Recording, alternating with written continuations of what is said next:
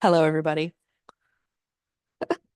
Welcome to Community Conversations in our ongoing series on wonders of the world. We're leaving Saudi Arabia and we're heading towards Northern Europe here. This week, Stefan Rijnhart is speaking. Stefan Rijnhart is a native Dutchman that has been living in the United States now for over 20 years. This has given him a unique insight into both American and Dutch cultures. He teaches computer science and information technology here at LCC. Before he moved to the United States, he was in the Dutch Armed Forces. This conversation will highlight the country of the Netherlands, its culture, but we'll also focus on one of the seven engineering wonders of the world, the Delta Works. So please welcome Stefan Rijnhart. Hello, everyone. Hello.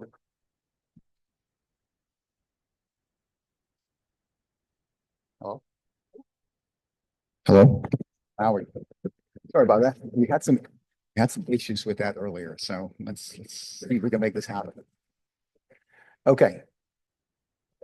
Can you hear me? Okay, I'll try to focus more on this side. So welcome, everyone. It's a pleasure and an honor to be here. I've done one of these talks before, so I want to say 2017, and it was very much a lot of fun to do that. So thank you, Courtney, for inviting me again to have a talk about this. Because being native Dutch, it's something that's near and dear to my heart in many ways. You can leave the country, but you always take that peace with you that you are. They're formative years that I spent there, so it's like it always feels like home. While this is home, going back still feels like comfort in some ways because you don't have to think about the language, you don't have to think about the people, the streets, everything, and so it's truly a pleasure to tell everyone about what is, the Netherlands. What are we about? Part of it will be a shameless plug to visit the country. Well, another part is not, because the area where I grew up in is very famous for its waters, for the North Sea, and a lot of seafaring traffic. And we were in 1953. A big flood occurred, and we needed to make some changes in that, in how we did the water management. And out of that whole situation, the Delta Works was born. And that means that we created a whole bunch of dams, sluices, water barriers, flood barriers in order to keep the water out. Because as you might see, a lot of the country is underwater, especially or below sea level at least, especially where I lived. So we'll get to that. But let's get started. What about the Netherlands itself? So we'll just start at the beginning a little bit. So where are we at here? This is the country. This is the country. So it's a little bit. Nope. Let me do this again. Very oddly shaped, as you might see. And you hear a lot about, is it Holland or the Netherlands? So let's settle this once and for all. You can use both, but if you use it in the Netherlands, you're going to be frowned upon a little bit. Holland technically is only this part, North Holland and South Holland. There are two provinces of the Netherlands. And the main reason why people refer to it as Holland goes back to, the Dutch Golden Age, where Amsterdam and the other cities here had a major impact on the world and how we saw everything, how they saw everything. So Holland became the de facto name for the Netherlands. But the Netherlands technically is this whole area. You can see all these colors highlighted, different colors here. Those are provinces. We have 12 of them at this point. This is the one, Zeeland or Sealand, where I grew up in. And right here at the coast, a little town called Vlissingen or Flushing. South Holland, pretty big, these areas, North and South Holland. There's a lot of people living here. Probably the majority of the people in the Netherlands are living in this area. Friesland, very famous for its skating and their own language. I cannot understand these people over there. They just have their own language and no one knows what to do with that. It's an official language. We'll see that later. Groningen, same thing. Drenthe, very famous for, call it a hunebed, which is a sort of like, I think they mean it's a sort of graveyard for people in ice ages and stuff that were there. I've never been there, so I can't give you a full overview of that. Gelderland, of course, we know Arnhem, pretty famous from the movie, for example, A Bridge Too Far in Germany in World War II. There were a lot of fights about bridges around here. Limburg, famous for its cheese, and Vlaie for us, which is a piece of pie, very famous. If you ever have a chance to go there, absolutely get one. They're fantastic. Noord-Brabant, or Brabant is what we call it. Really not much here, a lot of agriculture that's going on. And then the Utrecht, the province of Utrecht, and the city of Utrecht, famous for its educational institutions right there. And then this is the newest province that we have, Flevoland, which is actually, we created this land. We just kind of, I'm not saying for lack of a better word, dug it up, but we just pumped the water out and said, this is country, we can work with this and we'll make it a province, because no one knew what to do with that thing. We'll take a look at that here in a little bit more detail here shortly. So it's a pretty, it's not a real large country, because literally from this point here, from Vlissingen to this point here, is approximately 2.5 hours drive. So it's really not that, not that big of a country. So its location in Europe. So here you have the Netherlands, United Kingdom, Belgium, France, Spain, Portugal, Germany, and then the Scandinavian countries right there. So we're smack up in the middle of kind of everything, but we're a coastal nation, as you can see. The North Sea right here gets pretty hairy, as we will see. So some minor statistics: about 41,500 square kilometers, 33,000 or 34,000 lands, and 7,000 water. We have a population of 18 million at this point. This is the last number I could find, but the last thing I heard was 18 million. So we're one of the densest populated areas in Europe at this point, which is surprising considering the amount of land that we have still. The official language is Dutch, very close to German. I always like to say that the Germans, they sound a little harsher than we do. We have similar sounds, like the sound. I'll call it the hairball sound. There's a lot of words that you can do with that. You never want to say that with soup in your mouth or something, because that will go wrong. So Dutch is spoken in Suriname. It used to be a colony of the Netherlands, Aruba, and the Dutch Antilles. I was stationed there for 9 months, and it's just easy to speak Dutch. They also speak Papiamento, and English is also our main language over there. An official language, like I mentioned before, is Frisian, only spoken in Friesland, that province up north. I don't know what to do with that, to be honest. It's great that it's there. I wish more people would speak it, because it's so localized in many ways. And then some forms of Dutch are spoken in Belgium. So the northern part of Belgium is separated into the Flanders and the Walloons, the Dutch-speaking and the French-speaking ones. We can understand each other, although they do have some different terminology that's like, I'm not sure what you mean by that, but we can certainly communicate. And of course, South Africa, if you really listen to Afrikaans, there's a whole bunch of words that are Old Dutch that we still can, recognize and work with. Now, on top of things, pretty much every province has their own dialect to make things a little bit more complicated. So we go back to here just briefly. The people in Noord-Brabant, the green one, they have a soft G. So where I would say, they would say, that's hard for someone to really, replicate that if you're not used to that. Limburg, that's very close to German when they speak their own dialect. North and South Holland are pretty much close to regular Dutch, whereas if we go to Friesland, Groningen, and Drenthe, these have their own complete different dialects with words that they only know pretty much. So for a small country, it's very hard sometimes to just adjust within your own country, because they speak so many different, dialects and languages, which is, kind of fun and confusing at times, even for us. So government type, parliamentary constitutional monarchy, which means that we have a royal house. At this point, we have a king, but we also have a parliament that pretty much takes care of all the daily needs and all the decisions that need to be made. The king is more like, a figurehead in many ways. He is part of the formation process when there's a new parliament going to be installed, like that was done recently. But other than that, he's not really involved in the major decisions when it comes to that. So the chief of state at this point, King Willem-Alexander, the first king we've had in over 120 years. We had a long line of queens that were, they all got daughters apparently, and were the next in line. So he became the first king in 2013. After him, his daughter obviously will have a queen again. So it's kind of up and down there.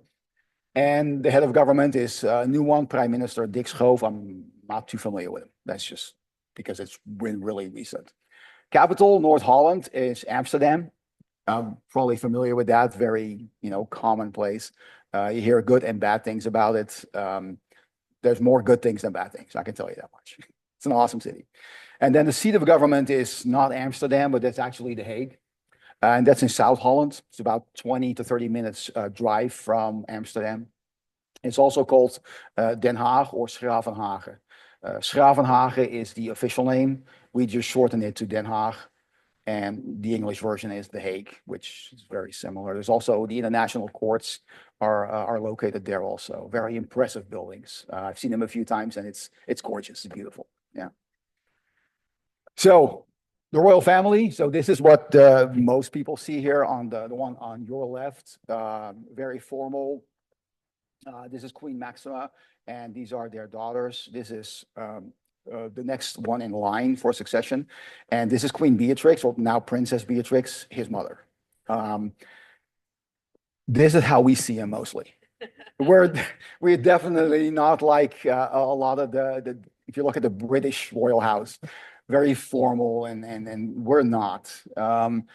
I'm not saying you can approach him quite easily, but he is known to ride his bike through the town, through the city, with some protection, obviously. But he goes to sporting events, and he's there cheering just like everyone else. And I think that connection with the royal house makes him extremely popular at this point. There have been calls, and now we should get rid of the royal house, but people really get into, we don't want that. They're part of this. So this is how we like to see him, and they do that a lot. Some quirks, because we have some quirks. Don't expect a queue when you want. Now there's some form of queuing going on, but when you enter a bus or a tram or the metro, it's survival. Everyone just goes in because they want in. We're very direct. If someone comes to you and says, "Bought new shoes," we don't hesitate to say, "I don't like them. Your other looked a lot better." And we deal with that quite easily. I really had to tone that down in the beginning here, because people were just offended by what I said. And I'm just being honest. I don't mean anything. I like you. Punctuality. We hate it when people are late. 2 minutes is late. Don't even try to justify this. It's unheard of. It's scandalous. You just don't do that. We also do not enjoy unannounced visits at your house. We don't. We just send you away, especially for dinner. We just move you out of the house. Come on, we got to eat. See ya. And people know that. And that's fine. It's just how we grew up, I guess. We have no use for curtains. If you walk through the streets of any city, you will see open curtains, and you can just look inside the house and see what people are doing. We have no shame, apparently, when it comes to that stuff. I never thought of that until I came here, and it's like, why are you closing your curtains? Well, because we like privacy. It's like, oh, that's what those things are for. So yeah, no use for curtains, really. When you get to a birthday party, that's interesting, because now you have to go around and congratulate everyone that's there. Literally, congratulations with your kids. And you are, okay, congratulations with your son-in-law or whatever. Gets tiresome. I can tell you that much. But that's how it is, right? And really, as a country, we come together on King's Day with soccer matches and speed skating. And see if I can do this. Yeah, there we go. So that's what this looks like. So the one on the left is King's Day in Amsterdam. So that's the birthday of the king. And we go out en masse and we just party. There's music everywhere. There's open markets. There's little stands. And we just make a good day out of it. On the right, of course, that's the Dutch national team where they're playing soccer. Where people are getting crazy over that. It's almost too much at times. And you might see a really common theme there, and that's orange. You might have seen it on the slide, orange. And that has to do with the last name of the royal house. It's from Orange. So they adopted orange as the national color, pretty much. So that's why we're stuck with that. There's no escaping that either, apparently. So as a country, we apparently have the happiest children in the world. And I did a little bit of research on that, and I think it has to do with parenting, from what I read. We give children a lot of autonomy, but within a certain set of rules. We don't expect really anything from them up until a certain age, not homework, not something. But I think we're firm believers of letting them explore what they're good about, what they feel good about, what they want to do. Even in schools, there's a lot of, I'm not saying negotiation going on, but we listen to children. I remember me being in school and the instructor actually wanted to know our input, get to know our input on certain. We're the 5th happiest country in the world after Finland, Denmark, Iceland, and Sweden. Those Scandinavians again, apparently they do it just slightly better than we do. I can see that. We have a lot of, perks, like, for example, vacation money, 8% per month paid out in May or June. So your employer actually gets 8 to 10% a month that he puts away from you, and you get it paid out in June or May for extra spending money. So that 8% approximately is one paycheck that you can spend on vacation, things you want to buy. By default, 20 vacation days annually, and it doesn't include sick leave. Standard, mandatory. Anything above that is great, but that's the minimum amount you get. And then for mothers, 16 weeks of maternity leave or 6 weeks are mandatory. I mean, it's a striking distance with the United States. And to me, that's like, it makes so much more sense to give the people what they need, because time with your kids is so important, especially in the early time. So, that does create a happier country, I think, when you feel more comfortable in what you can do and what's expected of you. So, like I said, it's a shameless plug for the Netherlands. So at this point, bicycles. Yeah, there's no escaping those. You probably all have heard about that we are a cycling nation. And boy, do we cycling. So this is a different one than I showed in my other one, but this kind of gives you an overview of how chaotic it is at times. Enjoy. Marie Glusenkamp-Perez said she's not worried about the border while the flood of fentanyl is killing kids. They're gone because you're not willing to take the problem seriously. I'm not going to vote for Marie Perez. The NRCC is responsible for the content of this advertising. There we are. The Netherlands, a cycling nation of 17 million. The Netherlands, a cycling nation of 17 million people who own 22.5 million bikes together, an average of 1.3 bicycles per person, which is more than any other country on the planet. A Dutch person makes about 250 to 300 bicycle rides per year, and together they ride almost 15 billion kilometers. Even though many more kilometers are driven by car, in the morning rush hour, bicycles outnumber cars in the streets of the Netherlands.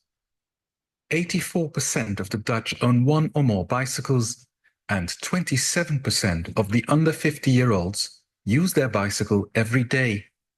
The same goes for 17% of the over 65-year-olds. The average number of cycling has been stable for about 30 years. About 27% of all trips in the country are made by bicycle. But that average is a total of figures that did change.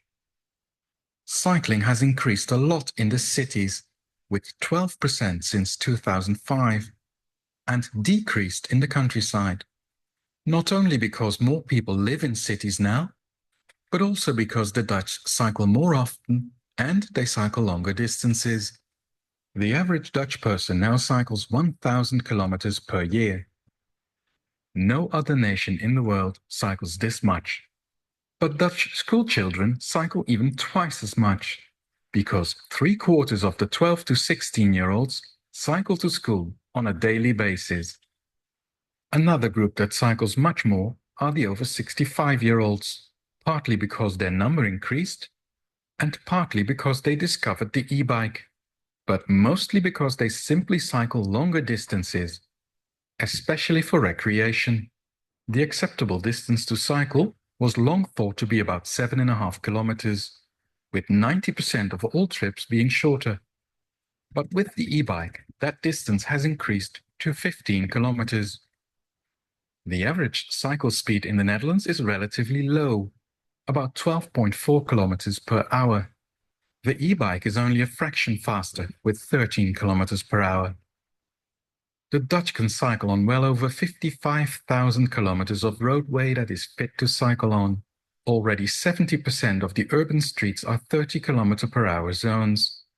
On top of that, there is a network of over 33,000 kilometers of dedicated cycling infrastructure, ranging from completely solitary cycle routes, not attached to any motor traffic network, to cycleways next to busy roads, one way on either side, or bi-directional. Education seems to be a way to achieve more cycling. Of the higher educated people in Amsterdam, only 28% choose the car. People who are less well educated take the car for more than 50% of their journeys.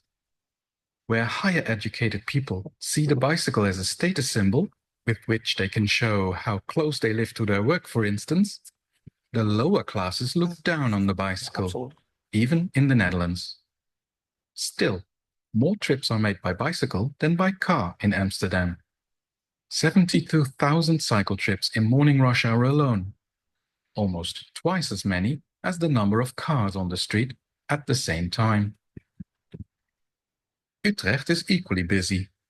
That city of 345,000 people welcomes 125,000 people on bicycles every day. The busiest street is used by 33,000 people every day. It makes this cycleway the busiest in the country. To give all these people a parking space, Utrecht is creating 33,000 bicycle parking spaces around its central station, of which 12,500 in one facility, the largest in the world. Of all the visitors to the Utrecht city center, 59% arrives by bicycle. Even with all that cycling, the Dutch government feels there is more than enough room for growth. For instance, because more than half of the car trips in the Netherlands are below 7.5 kilometers. For a scheme to further promote cycling, the national government joined forces with local authorities and other parties, such as knowledge organizations and entrepreneurs. The ambitious goal? To increase cycling with 20% in the next 10 years. This may pose some challenges at the already busy places. Okay, I'm gonna leave it at that. So, We have a question from the audience. yeah, go ahead. Adrian wants to know, where are all the helmets? Yeah, we don't do helmets. It's very rare actually to see a helmet from a Dutchman on a bicycle. And I think a lot of it has to do with the infrastructure that we have, because a lot of the cycling paths are separated from the roadways, from the regular roadway with cars. Now, in addition, many, car drivers from cars, they are bicyclists themselves. They know they have a weapon that they're controlling at this point, and if a cyclist gets hurt, that's going to be, turn out bad. So the whole structure is different, and we know what we can and can't do. So honestly, there's really not that many accidents. I tell you a funny story. When you're getting your driver's license and you have to take the test, one of the things that you learn to watch for bicycles, for example, and you get failed on this, you can't just open up your car door and step out. No, you have to do it with your right hand, because that forces you to look to the different direction and you can see what's coming. So, things like that, I still make that movement because it's so ingrained over time. And, there's not a lot of bicyclists here, but that's one of the main reasons I think we don't have helmets, because we just don't have, I'm not saying the need for it. Things can always happen. Everyone's more aware. And that's how we kind of did it. So hopefully that answered that question. The funny part about this video is it's always sun, but believe me, we do this in rain and snow anytime. Good stuff. So some notable Dutch accomplishments, and I'm going to show you how to actually, that is shown there, how to eat a stroopwafel, because they're becoming pretty popular here apparently. So the telescope, Zacharias Janssen and Hans Lippershey in 1608 get credited for that one. The microscope, Anthony van Leeuwenhoek, 1670. Eye tests, the things that we go from small to large that we have to look at. Snelle, it's a Snelle chart that we look at. In 1862, the CD, DVD, Blu-ray, Philips, major company in the Netherlands, here also not as famous, I think, came up with that concept. Funny fact about that, the hole inside the CD or Blu-ray is the exact size of a Dutch 10-cent coin. I did not know that either until I did the research. The thermometer by Fahrenheit, he was actually Polish, Dutch, 1700s. Foundation of the modern stock market. The East India Company did that in the Golden Age. They came up with that concept. Gin, because we like to drink, obviously. Jenever is what we call it in the 1650s. We have a lot of variety in that. And then stroopwafels. These things right here. So this is the official way of eating that thing. You want to have a cup of a hot beverage at least and put your stroopwafel on top. And what that does, it actually kind of softens the underside and you have a harder top side. That combination is really good because the syrup on the inside kind of melts. We used to go to the market when I was a kid, and you have an open air market every Friday, and you had these vendors that sold them. They made them like right in front of you. And all the pieces that broke off, they put in the bag for us. So they gave them away for free. So we ate those things like crazy. Loved it. Not so much anymore, though. A little bit of history. We're going to kind of skip through this. So as you can see from this whole slide, we've been conquered a lot. We've been invaded lots of times. Roman era, we're part of the Roman Empire from 55 BC to 410 AD. The Frankish era, then the Germanic tribes entered the Netherlands. Burgundian Netherlands, same thing. Dutch Golden Age, that's when things started to prosper a little bit, but still, we had some wars going on. Around 1667, the Netherlands experienced a period of cultural, scientific, and industrial growth. All the masters of painting around that area you will find. The 80 Years' War in the late 1500s. We fought the Spanish for 80 years and gained independence in 1648. Then Napoleon said, you know what, great piece of country, let's do this.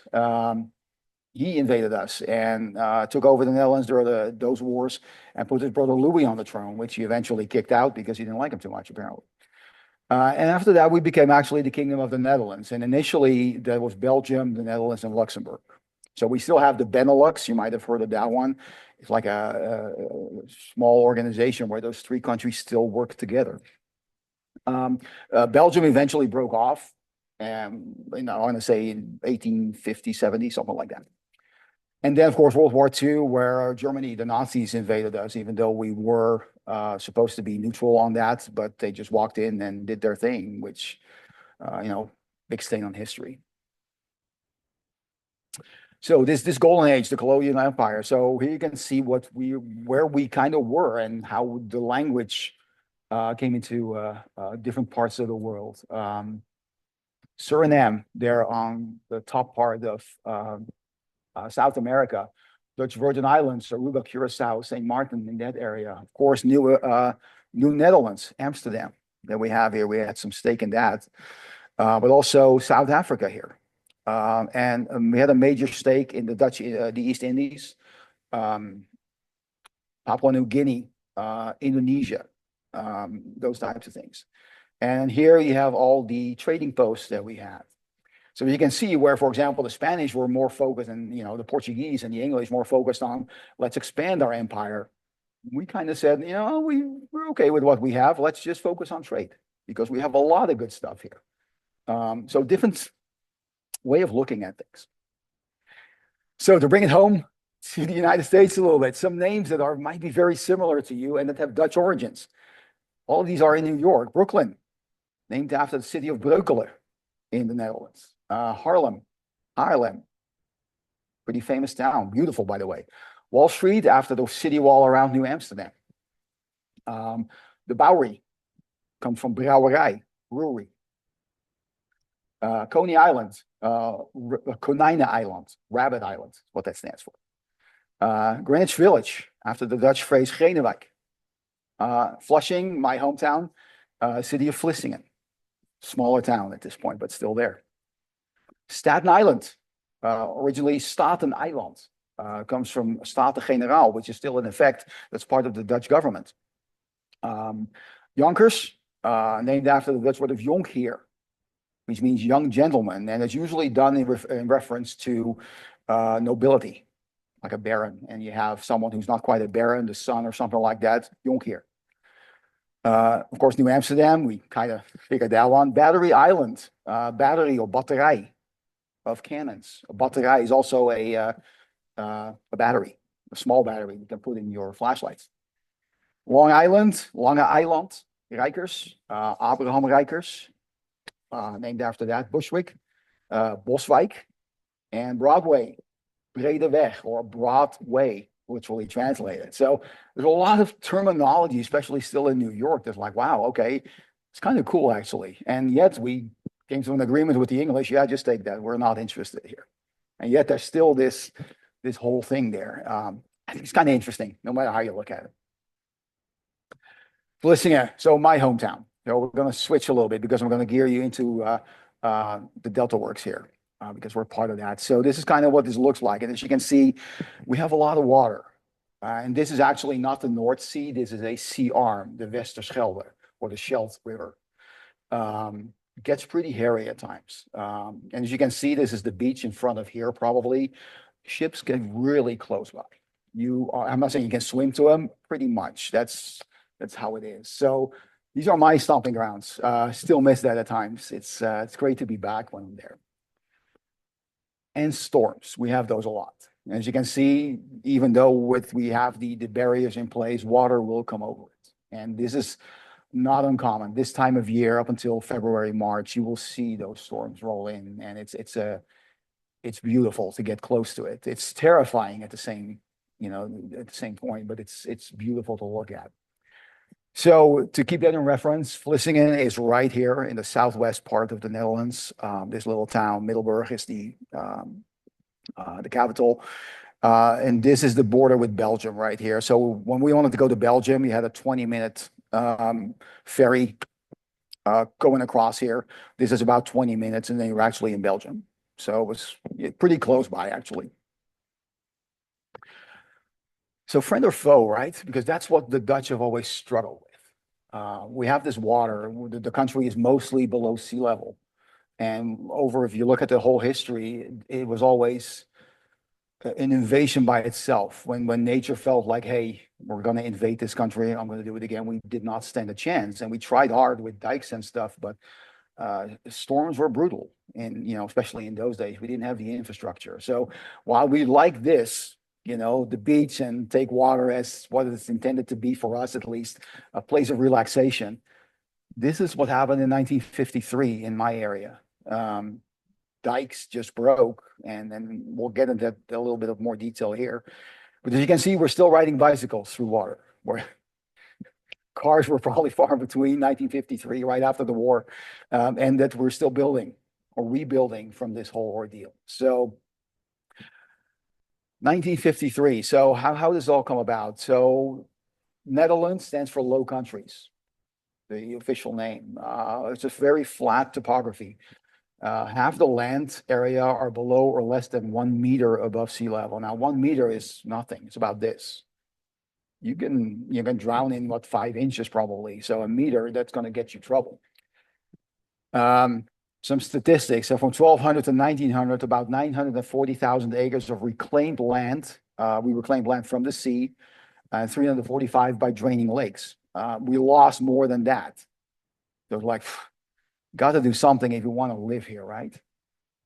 So what they came up with, and that's what we're going to touch on to begin with, what the whole Delta Works starts, was the Zuiderzee Works. And the Zuiderzee is that area in the middle part of the country, and it's directly tying into the North Sea and the Waddenzee. And when the North Sea started getting crazy, you get all this flooding inland, and that's where we started this whole thing. So when we started that, the Zuiderzee Works, it became a system of dams and dikes and land reclamation for water drainage works, what we're working with. We wanted to find a solution for this. So its goal was to improve that flood protection and create additional land for agriculture. Why not? While we're at it, might as well make something good out of it, right?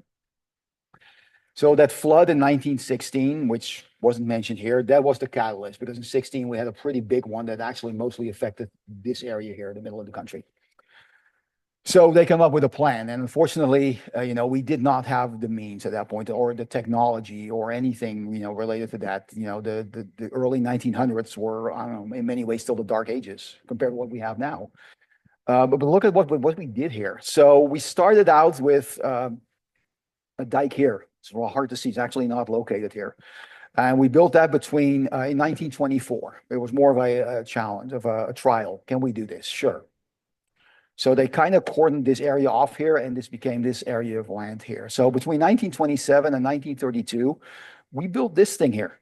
Like, we're just going to cut off the water supply. So this is 18.6 miles, and it can close. Only this area cannot close.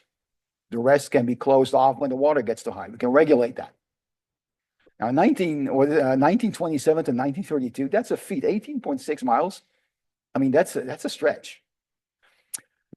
Proof boulder on dike. So that was here, another testing area to see, hey, can we reclaim this land? Because now we have, some flood protection. Can we work on land reclamation and create more land for us, agriculture? And they did. So in between 1926 and 27, they created this testing area. They did this for soil samples, and it was about 1.2 miles stretch, 98 acres. And it was successful. Oh, great. We did the research on this. So they started working on things. They said, okay, let's do the Wieringermeer. Let's this area do here at this point. So between 27 and 30, the land was created for agricultural use. This stretch is about 11.2 miles. Worked great. It's still there. The problem came up later on with who are we going to give this land to? Because now we have this stretch of land that's technically no man's land. So we annexed this pretty much and gave it to the surrounding cities right here. Became a different thing here with these two stretches of land, because they became actually their own province. Because we didn't want to divvy them up and say, you're under this control, you're under this control. You get autonomous rule here. Nordoostpolder, this was kind of hard here. Right when the war started, and then during the war, they fixed this thing here. And this is kind of a big deal, 118,000 acres that we worked on. 34.2 miles stretch here in order to cordon that off, to reclaim the land, to dry it out. And then, of course, you have some years where you have to, because this was all salt water. And that, a lot of plants just don't grow in that, or crops. So they have to change that. Then Flevoland, this one here, 1950, 1956, again, land reclamation, 133,000 acres. A lot of land that we gained from that one. Now a province. So while we're at it, let's put this one also in place, or this outlook one here, 43,000 acres, 106,000 acres, sorry, 44 miles, also a province. And then the Markwaard, this area here, that was the plan of draining that also. We just couldn't agree what we wanted to do with it. It's still up in debate. It's kind of stalled for now. It's not realized. They're thinking maybe of making this a new airport, or maybe a military training ground. We're not sure what they're going to do with that. It's just tabled and shelved at this point. But it's here. So this is how this whole thing started. We got the experience with, okay, we can do this. We know how to reclaim this land. We can make it workable. Agriculture is here pretty big at this point, so we can do this. Shelved it for a while because of, World War II came into play, and, everything just grinded to a halt in many ways. We still kept working on this here in this area because the Germans thought it was a good thing. It's extra land and extra crops, because especially in 1944, 1943, the hunger winter came around, and, with the Allied forces moving in, food was getting scarce. So what you guys are doing is great, food on the table, let's do this. So 1953, the North Sea flood, and that was the big one. Combination of high spring tide and a severe windstorm that came about. It was literally a perfect storm that came in. The news outlets warned people about it. It's just not much we could do. It came too quick and then too fast in. So some sobering facts, 18.4 feet above water, mean sea level, was the swells that were coming in. We didn't have the dike infrastructure for that. And not only was the Netherlands affected by this, but also Northwest Belgium, England, and Scotland. They got the brunt of it. About 2,551 fatalities total, human life, and not just in the Netherlands, but the other countries. 9% farmland flooded. That's significant because this area is a lot of farmland where I grew up. 187,000 animals drowned, 47,300 buildings damaged, and 10,000 destroyed. So this was not a storm, okay, we'll clean up really quick. This was a big deal that happened. So what we came up with was the whole premise, but we're not going to do it the way we've always done it.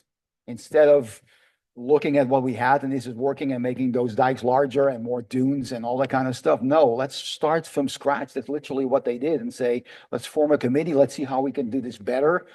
But from a standpoint of we don't know anything. What can we do to improve this? So this is what the Delta Works turned out to be. A whole strip of canals, sluices, flood barriers to keep that water out. Again, I live here. This is the main one here. I've been over this plenty of times. But also in addition, we connected these pieces of land because the only way out of here was through here. So now we actually, all these things, they have freeways on them. So we can just move over them to get from one point to the next. In addition, we also had to look at, because this was, this was mostly saltwater, but we also had breeding grounds for birds, wetlands and areas and stuff. How are we going to deal with the nature aspect of things? Fishing is a big thing here. What are we going to do here? So it wasn't not just keeping the water out, but how can we keep the natural environment intact? So it became a much larger project than it actually, I'm not saying intended was, but we came across a whole bunch of things that like, okay, we need to do something here. So we came about with the Delta Law and the framework, and it literally became a law. This is what we're dealing with. So start fresh, not looking back at old floods and solutions. What can we do now with the situation that we have encountered? What would be the best way of going about this? So major areas were to be protected from floodings. They needed to be identified. These are called dike ring areas that they come up with because they are protected by a ring of primary sea defenses. Cost of flooding was assessed using a statistical method involving damage to property, lost production, and a given amount per human life lost. So they valued that, and I wish I could find more information about this. They valued each human life in the Netherlands at $2.2 million for this plan. The best thing I could find out about this really is, people are valued a certain amount, but also what they can put into the workforce and give to the country was all calculated into this. And the chances of a significant flood within a given area are calculated. So they actually set down what are the prospects here that we have this happen again. We built simulation labs for that because you can't do it in large scale, as well as empirical statistical data regarding water wave properties and distribution, storm behavior, spring tide distribution, all to take into account. So we did a complete workup of, okay, what can we expect? What do we need to do? In true Dutch fashion, we had several committees for this that we made this happen with. So the guidelines. So the initial set acceptable risk was as 125,000 years, but could not afford that. So we're trying to protect us for that amount of time. That was their goal. Well, that's not going to work. We just didn't have the money. We have some other figures here. So North and South Holland, 1 per 10,000 years flood risk. That's acceptable in this plan. Other areas at risk from sea flooding, 1 per 4,000 years. Transition areas between high and low land, 1 per 2,000 years. So in between the rivers and that kind of thing. South Holland, so the bottom part, at risk from river flooding, 1 per 1,250 years, and other areas, 1 per 250 years. Those are big numbers. It's like, how can you make this work? Apparently, I mean, I haven't lived this long, obviously, but the plans are there. So hopefully it turns out great. So what were the goals? The aim was to shorten the Dutch coastline to reduce the number of dikes that had to be raised. And we did that pretty good. So they reduced the total length of flood defenses by 435 miles. They went from a larger stuff to about 70 miles that we needed to protect. Now that's much more doable for, a country to do. We also were protecting areas of land from saltwater flooding and protection of freshwater supply, because that's a big thing also. Once salt water hits, that's it. It's not drinkable for many things. New nature reserves were created where we lost them because we wanted to keep this whole environment intact, right? So we started this, and we're going in chronological order here. I'm just going to do this briefly for time purposes, because I did some research on this, and I'm like, holy crap, I could go down a rabbit hole so quick and never get out of this. There's so much information there. So this was the first one that they built, a stormvloedkering Hollands IJssel. Somebody was built between 1954 and 1958. It's technically a flood barrier, as you can see, and these things here, they open and close whenever the need is there. So in 53, at that point, there were 1.5 million people at risk in that area. And that's why they say, okay, let's start there. Because that's the biggest group we have to target. The rest, okay, that's maybe an acceptable risk, but these are the biggest groups that we have here. Let's focus on that. So the width of this thing is 262 feet and the height 148 feet. So they're pretty massive structures that you're looking at. Not as big as we will encounter. This is a small one compared to other ones. Once the thing is closed, it stays closed for 24 hours to regulate. So no ships, no anything will get through at that point in time. This happens on average every 10 years. So really not that often. It's the investment that we made in case that happens. We do have an underpass there for other traffic. So once this thing is closed, we actually can still function. Good thinking on their behalf. I'm not sure if that's after the fact or actually they calculated that in. Hopefully they did. So the second project that we had was the Zandkreekdam, 1959, 1960. It was a shorter term project, and it's a compartmentalization dam, tough word. About half a mile long in length. Together with the Veerse Gat Dam, which we'll see here shortly, we created a new freshwater lake for that. Because remember, this is all salt water. So now we can separate this whole thing and let the influence of the Rhine, the Meuse, the IJssel come in, and now we actually have, a saltwater thing. So poor water quality was eventually discovered, eventually regulated with some saltwater intrusion that improved that quality. So they looked at this over 10 years and said, you know what, fish are not thriving, plants are not thriving, what can we do? So they slowly introduced more salt water to regulate that. Brilliant idea. On how to do that. So as you can see, you can drive over this. It just connects one side of the country to another.